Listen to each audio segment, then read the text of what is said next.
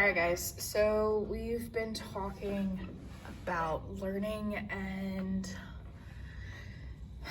intelligence and what that means. So here's the learning approach. It has two different branches that we're going to go from. They both have some similarities, but they do have some really big differences. There we go, that's the word. We've got behavioralism and social learning. So behavioralism, that's the experience on how you react.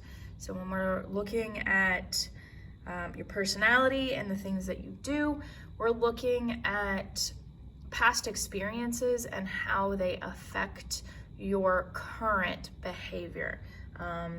So your personality is learned through your observations and what you go through. John Watson is the big guy for this. He says that everything outside of you is what's going to make or break you. This is going to decide how you react to things. It's not a trait. It's not an inner thing. There's nothing inner that has to do with it. It's purely outside forces. Skinner is also part of the behavioralists. He says that it's behavior from reinforcement. We've talked about reinforcement, positive and negative, reinforcement versus punishment, that type of stuff. And he is going to talk about socialization. And so the reinforcement of your little community, either your direct family or your right outside of that, your larger community is going to tell you exactly how you're supposed to behave. And that could change over time. But whatever culture you're in, whatever community you're in, you're going to act a certain way based on that information. There's a lot of criticism, just like with everything. It's very limited. Why do you act a certain way that doesn't match your culture?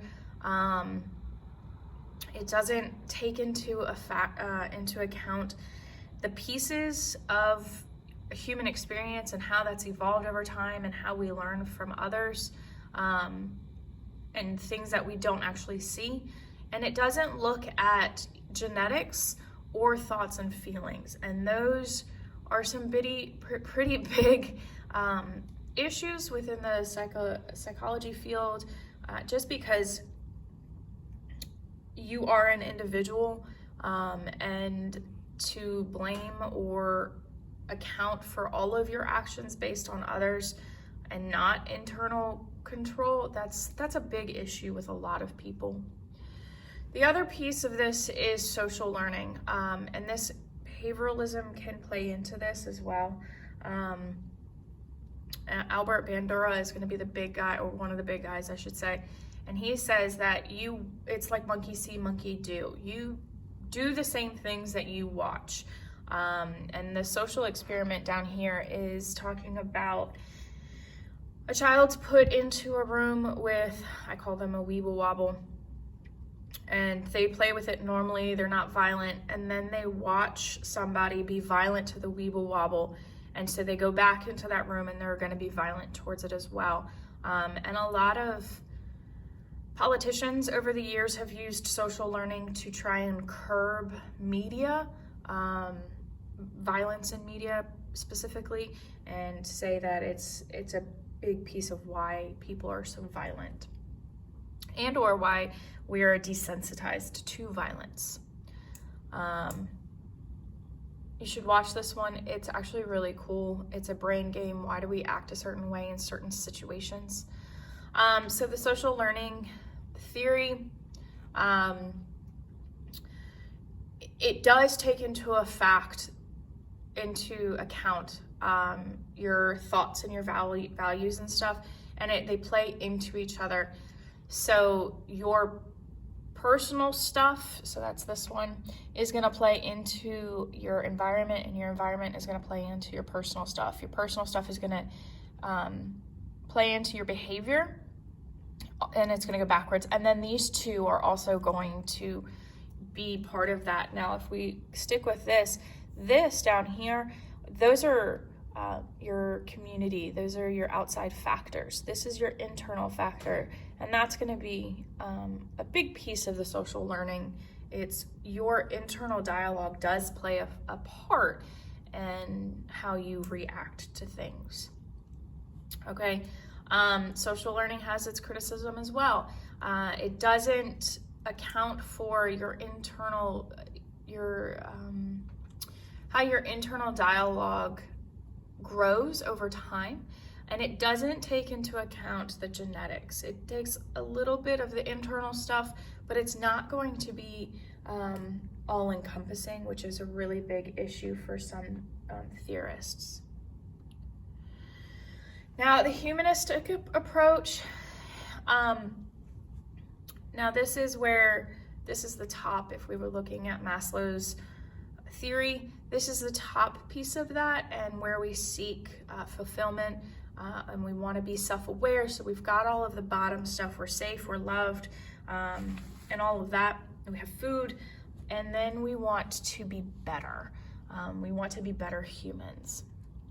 Maslow is the biggest guy for this, and that's because he is going to create this diagram, and it's going to show how once you get up to the top, and not everybody makes it there, but he is going to say that everybody wants to get there, and you just have to fulfill these bottom pieces first, and sometimes they play into each other, like love and belonging is going to play into your self-esteem,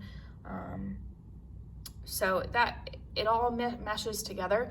But he is the big guy who says you want to be creative, you want to be self-sufficient, you want to be unique in who you are, you want to be playful and stuff like that.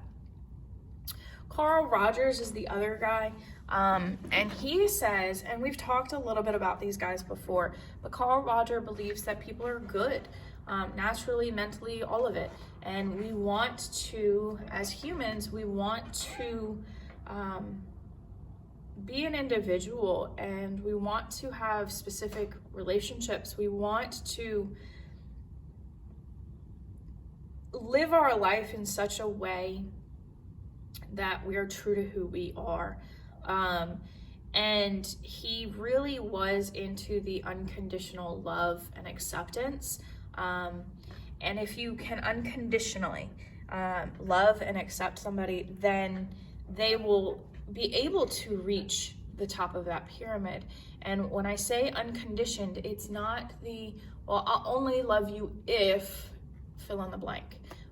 Carl Rogers says that according to his ideals, that you have to love your children no matter what, on who they are, not their actions. So humanistic, it doesn't look at our strengths and how they have evolved, and it's very subjective, because you can't go into somebody's brain and hear their thoughts. So it's dependent upon the individual, which is a pro and a con. We've got socioculture, and that's looking at ethnicity, socioeconomic status, which is money. Are you secure in all that? Your gender, your cultural stuff, and what that plays, how that plays into your life as a whole. So if we're looking at this one, the cultural affects self-concept and self-esteem. So if you have the power, then you're increasing.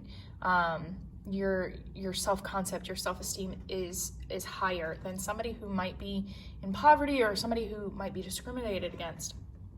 And this is the idea that all of the external things are internalized. What that means is if you're told time and time again that you're worthless, then you're going to believe that you're worthless. And so you're going to have really low grades. You're not going to try for a good job. You're going to have a very blah personality. So it's really talking about how all of this stuff up here plays into how you act and react. And this is really interesting, especially right now. Individualism versus collectivism. So who's most important? Is the community as a whole more important than the individual, or is the individual more important than the collective? And a way to say this, I guess, right now with what's going on with the pandemic is my individual freedom to decide not to wear a mask versus it will help others, if not just myself. And that's what the idea is behind these. Now, also look at the religions of collectivism in Asia. It's you take care of your own. You don't put them into a nursing home. You keep them in your house. The children take care of the parents until the parents pass. Whereas in the U.S. and in Europe, nursing homes and working are more important than family values on a lot of different ways because of how our culture and religion has played into that.